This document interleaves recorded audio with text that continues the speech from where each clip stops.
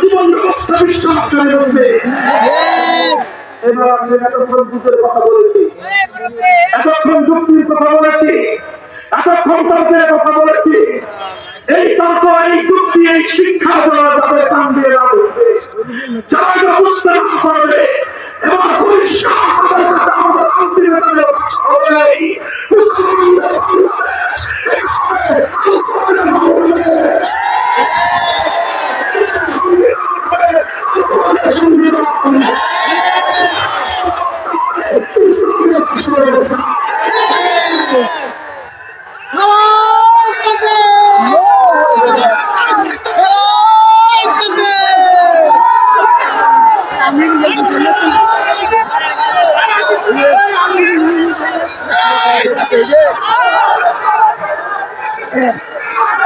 দেখেন শেষ কথা শুনেন, বুঝেন কথাটা। হৃদয়ে রক্ত খরচে একটা ইতিহাস, এই ইতিহাস বলতে গেলে হৃদয় থেকে রক্ত ধরে, চোখ থেকে অশ্রু ধরে, কথা এভাবে ইসলাম অনুযায়ী রাষ্ট্র পরিচালনা করবার জন্য আইন দিয়ে পরিচালনার স্বপ্ন নিয়ে আমরা বাংলাদেশের আমাদের পূর্বপুরুষরা, আপনার দাদা, আমার দাদা, সেই ব্রিটিশ আমল থেকে লড়াই করেছে, যুদ্ধ করেছে, রক্ত দিয়েছে, জীবন দিয়েছে,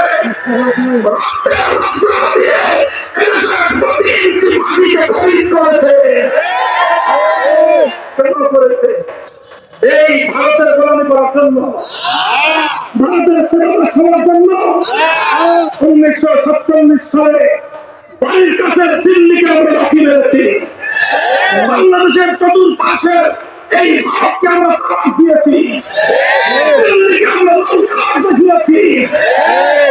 আমরা সেই 2000 মাইল দূরত্বে পশ্চিম পাকিস্তানিদের সঙ্গে গাছতলা পেরেছি শুধু একটা কারণে, অন্য কোনো বিষয় ছিল না।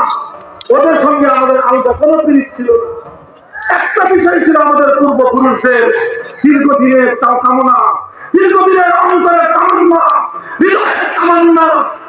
এমন একটা মানচিত্র পাবো, এমন একটা ভূগোল পাবো, এমন একটা রাষ্ট্র পাবো যে রাষ্ট্রে আমরা না খেয়ে থাকলে না খেয়ে থাকবো, খেতে না পারলে 3 বেলা জায়গায় 1 বেলা খাবো, কিন্তু এমন একটা রাষ্ট্র চাই যে রাষ্ট্রের সংবিধান হবে কোরআন, যেই সমাজকে পরিচালিত হবে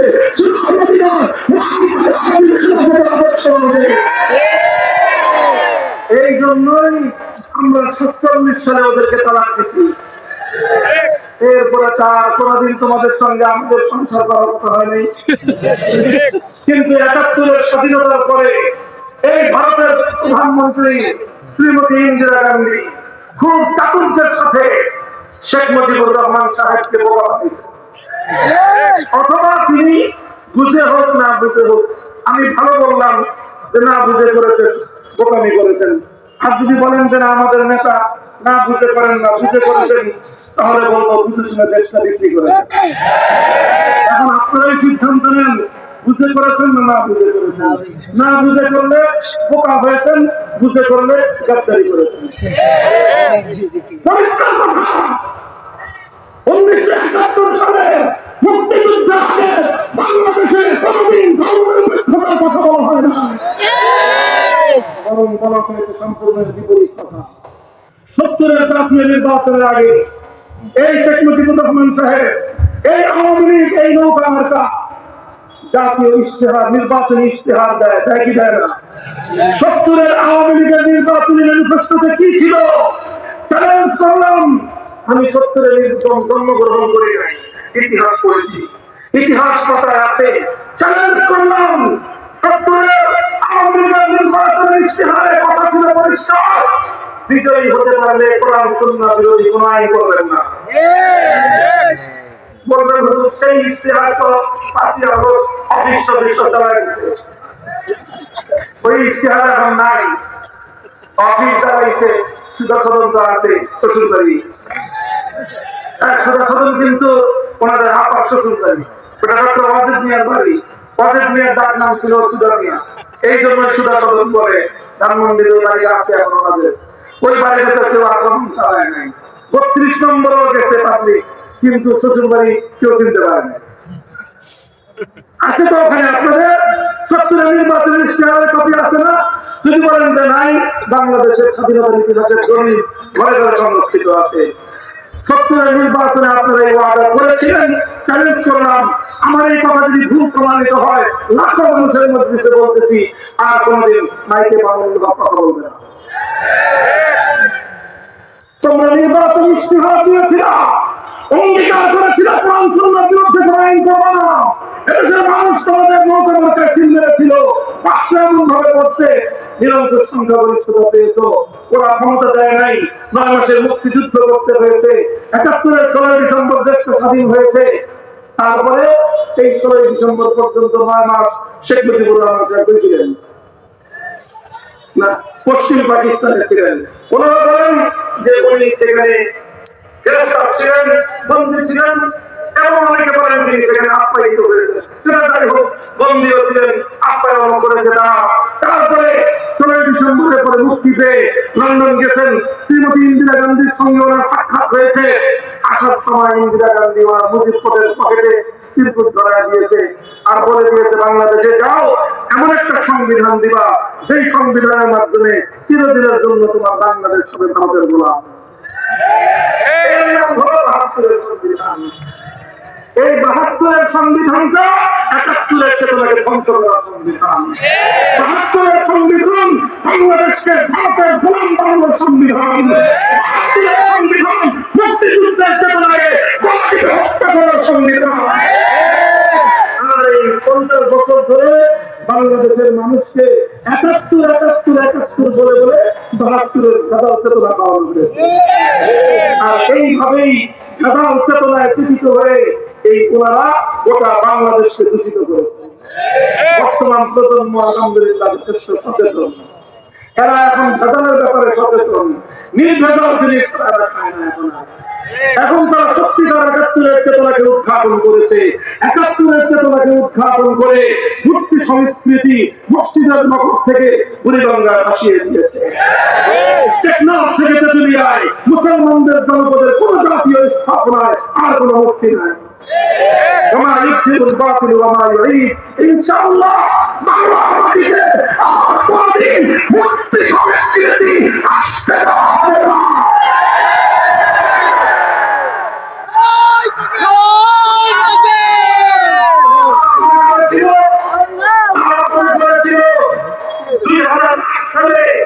এই ভিনদেশী সেবাবাসী ক্ষমতায় আসার পর আবার নতুন করে সংবিধানের মধ্যে ভারতের দালালির সেই চুক্তি, সেই মূলনীতি, ধর্মনিরপেক্ষতা, এটা বাংলাদেশের সংবিধানে থাকার কথা নয়। এটা ভারতের সংবিধান থেকে কপি করা হয়েছে বাংলাদেশে। এই সংবিধান ভারতের সংবিধান থেকে কপি করে বাংলাদেশের ধর্মনিরপেক্ষতাকে যুক্ত করে বাংলাদেশকে ভারতের আদলে করবার একটা অলিখিত দাসত্বের চুক্তি ছিল তাদের সঙ্গে। 2008 সালে ক্ষমতায় এসে 15 বছর পর্যন্ত সে ওটাকেই রপ্ত করেছে, সে তারা ওইভাবেই চেষ্টা করেছে। করতে করতে 5ই আগস্টের বিপ্লব সংগঠিত হয়েছে। এই 5ই আগস্টের বিপ্লবের পর ভারতের সেবাদাসী এখান থেকে লাঠি খেয়ে উৎকৃষ্ট খেয়ে ওই ভাবের করে গিয়ে আশ্রয় গ্রহণ করার পর এখন তো আমরা বাংলাদেশের উপ হাই কমিশন আগরতলার মুসলমানদের বাংলাদেশের হাই কমিশনে হামলা চালায়, লাল সবুজের পতাকায় আগুন ধরায়, বাংলাদেশের মুসলমানদের পিটারাপিটি করে পাগলের মতো আচরণ করতেছে।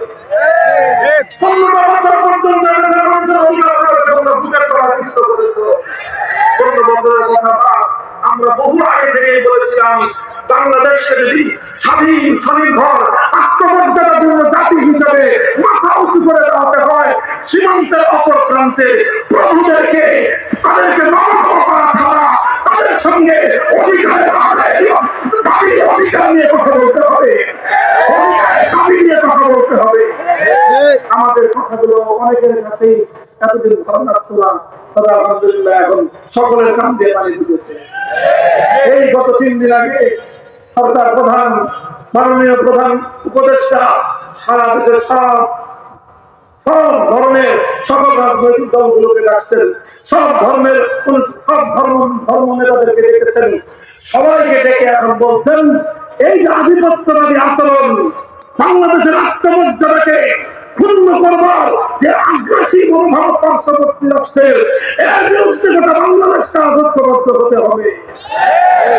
আমি যে কথা বলেছি, আমার কথার মধ্যে হিন্দু ভাইদের প্রতি কোনো বিদ্বেষ নাই, বৌদ্ধ ভাইদের প্রতি কোনো বিদ্বেষ নাই, খ্রিস্টান ভাইদের প্রতি কোনো বিদ্বেষ নাই আমাদের মধ্যে।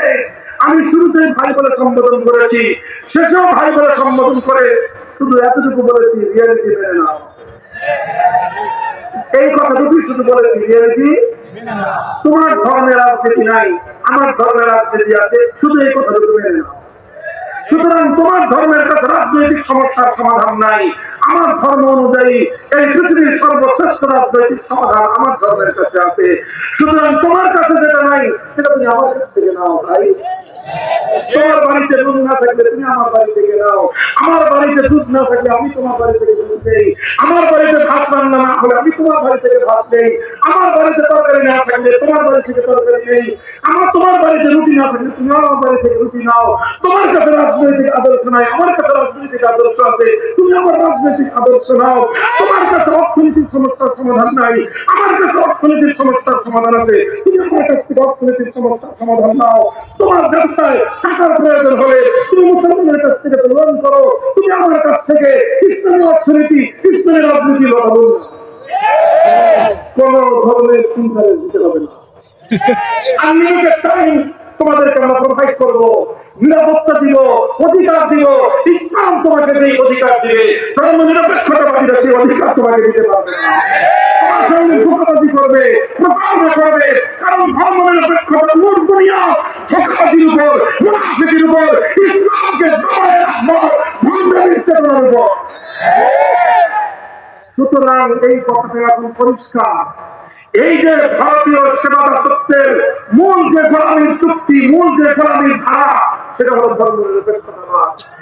এই জন্য অন্তর্বর্তীকালীন সরকারকে বলবো, যদি এই আধিপত্যবাদ, সাম্রাজ্যবাদের আগ্রাসনের এই বিষক্রিয়া থেকে বাঁচতে হয়, বীজ বৃক্ষ রূপে তুলতে হবে। আপনি বীজ বৃক্ষের গোড়ায় পানি ঢালবেন আর শুধু করতে ডাল থাকবেন, এতে বীজ বৃক্ষ আরো সুন্দর হবে, ডালপালা মেরে দিবে। কথা বলেন, গাছের যদি ডালপালা সাদা হয়, গাছটা আরো সুন্দর করে নতুন ভাবে নতুন ডাল গজায়। তবে এই বীজ বৃক্ষ উপরে ফেলতে হলে উপায় একটাই, শেকড় শব্দ উপরে ফেলেন। ভারতীয় আধিপত্যবাদের বাংলাদেশে শেকড় হল ধর্ম নিরপেক্ষতাবাদ। সুতরাং এই ধর্ম নিরপেক্ষতাবাদ বাংলাদেশের রাষ্ট্র থেকে, রাজনীতি থেকে, সংবিধান থেকে, সব জায়গা থেকে শেকড় শব্দ উপরে ফেলো।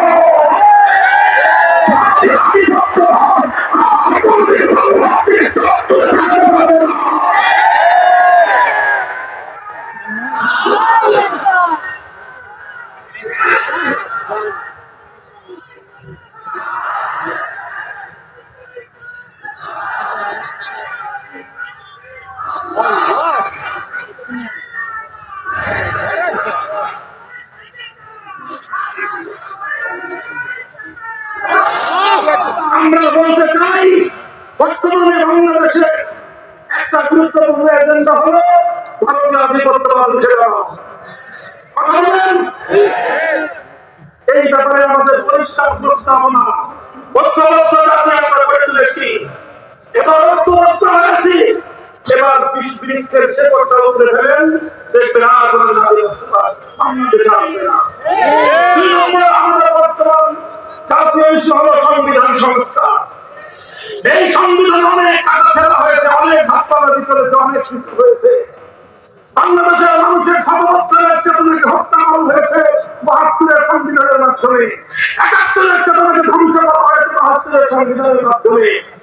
এভাবে বাংলাদেশকে একটা পরনির্ভরশীল, একটা প্রকাশিত জাতি হিসেবে গড়ে তোলবার চেষ্টা করা হয়েছে।